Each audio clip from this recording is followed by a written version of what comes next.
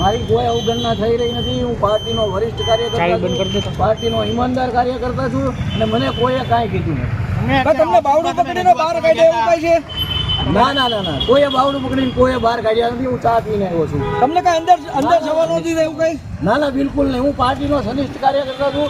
Party મારી શિરોમાન્ય હોય છે. પાર્ટીને લઈને મજબૂરીમાં આ શબ્દો બોલવા પડે છે અત્યારે? ના ના ના, એવું હોય નહીં. પાર્ટી મેં બનાવી છે. પાર્ટી માટે કોઈ મજબૂરી ન હોય. જો તમે પાર્ટી બનાવી તો શા માટે તમને કાર્યાલયમાં જતા અટકાવ્યા? કોઈ નીચે ઉભો તો હજી ઉપર ચા પીને આવ્યો છું. કોની ચા પીધી ભરતભાઈ? નહીં, હું અહીંયા અમારે હોય જ છે ચા પાણીનો પ્રોગ્રામ. કોની સાથે બેસીને પીધી? બધાની સાથે બેઠી. એટલે ભારત જ બેઠો. ભરતભાઈ, મીડિયાથી શા માટે તમે સત્ય વાત છુપાવી રહ્યા છો? ના ના, કાંઈ સત્ય વાત છુપાવી નથી રહ્યો.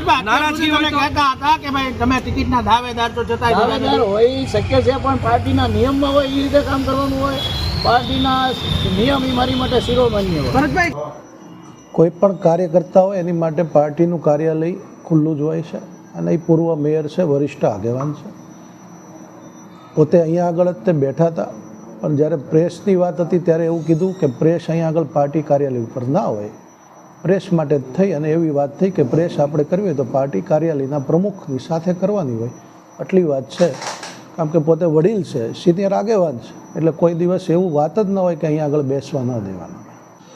ટિકિટ મળવા માટે થઈને પાર્લામેન્ટરી બોર્ડનો એક નિયમ હોય છે અને પાર્લામેન્ટરી બોર્ડની અંદર પણ અમે આ જાણ કરી છે કે ભાઈ વરિષ્ઠ આગેવાન છે, એમને 63 વર્ષ થયા છે. પાર્ટી જો કોઈ અપવાદ રૂપે નિર્ણય કરે તો મેયરશ્રીને ટિકિટ મળે તો યોગ્ય રહેશે, એવી પણ ત્યાં પાર્લામેન્ટરી બોર્ડને અમે વાત કરીને આવ્યા છે.